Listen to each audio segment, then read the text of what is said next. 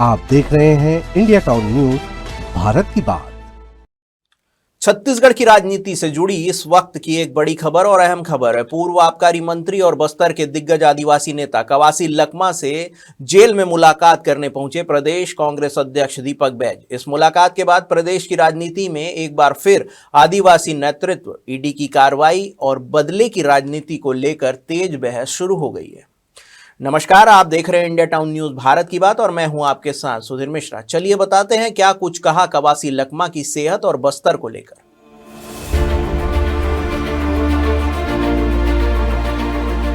न्यायालय पे पूरा भरोसा है कि फरवरी महीने में बेल उनका हो जाएगा, जमानत हो जाएगा। से एक आदिवासी नेता को एक टारगेट करके जेल भेजा गया है ताकि बजट सत्र में जाने देना चाहिए, ताकि अपनी क्षेत्र की बात रख सके। PCC chief Deepak Baij jail पहुंचे, जहां उन्होंने न्यायिक रिमांड पर बंद पूर्व आबकारी मंत्री कवासी लखमा से मुलाकात की। मुलाकात के बाद मीडिया से बातचीत के दौरान दीपक बैज ने कहा कि लखमा के साथ उनकी लंबी और सार्थक चर्चा हुई। वे पूरी तरह मानसिक रूप से मजबूत है और उन्हें पूरा भरोसा है कि फरवरी महीने में लखमा को जमानत मिल जाएगी। दीपक बैज ने साफ शब्दों में कहा कि हमें न्यायालयीन प्रक्रिया पर पूरा भरोसा है। जैसे ही कवासी लखमा जेल से बाहर आएंगे, हम बस्तर और पूरे प्रदेश को मजबूत करने की दिशा में मिलकर काम करेंगे। यह बयान सिर्फ एक नेता का समर्थन नहीं, बल्कि कांग्रेस के सियासी स्टैंड और आने वाले समय की रणनीति को भी साफ करता है। कवासी लखमा जी कांग्रेस के वरिष्ठ नेता है, पूर्व मंत्री रहे हैं और अभी वर्तमान में विधायक भी हैं और बहुत मतलब अच्छी चर्चा हुई। और इस महीने के मतलब अभी कल से तो 1 फरवरी लग जाएगा। फरवरी महीने के अंदर में हमें पूरा भरोसा है न्यायालय पर कि हमारे पूर्व मंत्री कवासी लखमा जी का जमानत हो, ये हम लोग भी चाहते हैं। और लेकिन न्यायालयीन प्रक्रिया है, न्यायालय पे पूरा भरोसा है कि फरवरी महीने में बेल उनका हो जाएगा, जमानत हो जाएगा और बाहर आएंगे।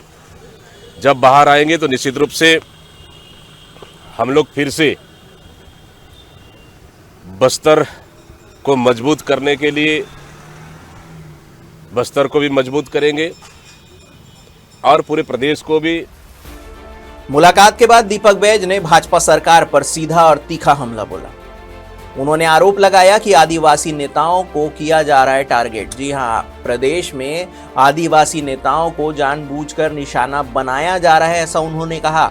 बदले की भावना से उन्हें जेल भेजा जा रहा है। यह पूरी कार्रवाई राजनीति से प्रेरित है। दीपक बैज ने आगे कहा कि भाजपा सरकार आदिवासी नेतृत्व से डरती है, इसलिए हमारे नेताओं को एजेंसियों के जरिए टारगेट किया जा रहा है। लेकिन कांग्रेस का कार्यकर्ता एकजुट है और हम इस मुद्दे पर लगातार चर्चा करेंगे। यह बयान प्रदेश की राजनीति में आदिवासी बनाम सत्ता की बहस को और तेज करता है कि हमारे आदिवासियों को जिस तरह से एक आदिवासी नेता को एक टारगेट करके जेल भेजा गया है और साथ ही दुर्भावनापूर्वक बदले की भावना से एक कार्रवाई के खिलाफ में हम आवाज पूरे प्रदेश में उठाएंगे।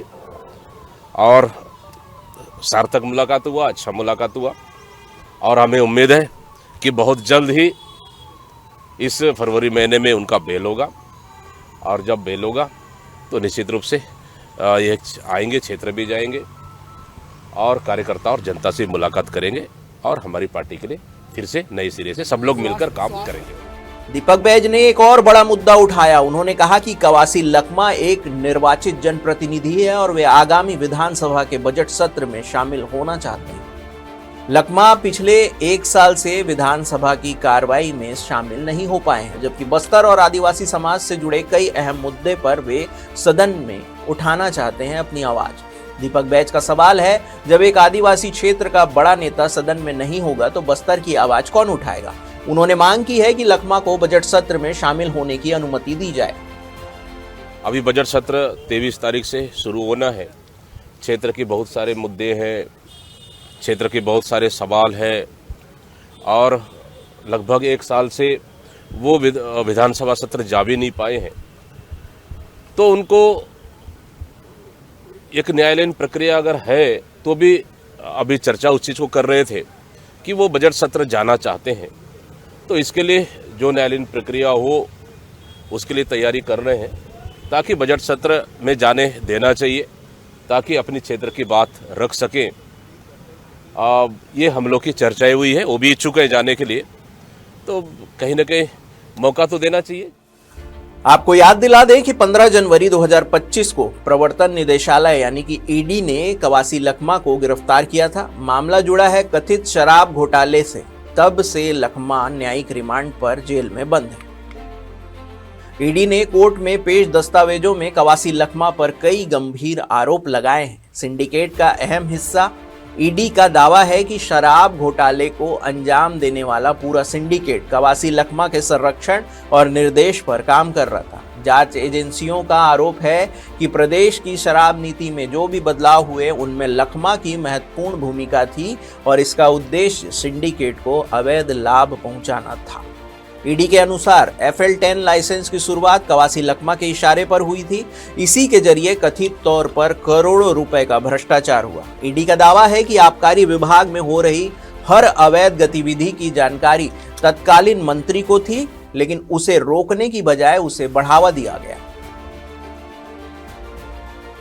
एक तरफ ईडी के गंभीर आरोप हैं और जांच जारी है, दूसरी तरफ कांग्रेस का कहना है कि यह सब राजनीति बदले की कार्रवाई है। आदिवासी नेतृत्व को कमजोर करने की कोशिश है और सच जल्द ही अदालत के जरिए सामने आएगा। फिलहाल मामला पूरी तरह अदालत में अधीन है। कांग्रेस को उम्मीद है कि फरवरी महीने में कवासी लखमा को जमानत मिल सकती है। अगर ऐसा होता है तो बस्तर की राजनीति, विधानसभा की भूमिका और प्रदेश की सियासत तीनों पर इसका असर पड़ना तय है।